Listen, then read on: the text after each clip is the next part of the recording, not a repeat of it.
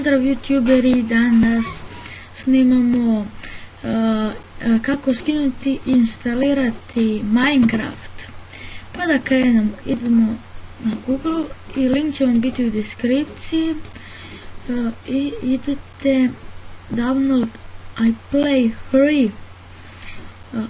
za PC naravno i sada ovdje samo malo čekamo i evo ga dole i idemo u run.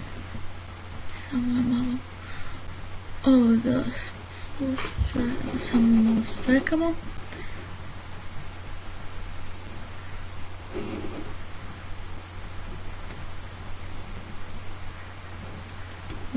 Gdje je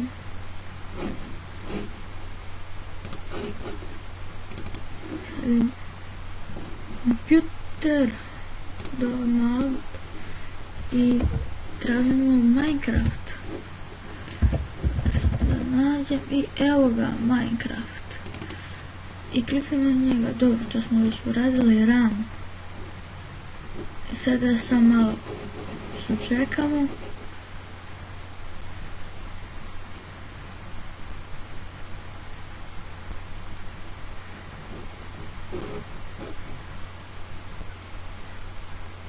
I evo ga ljudi, kao što možete i da vidite, sada se ovdje logujete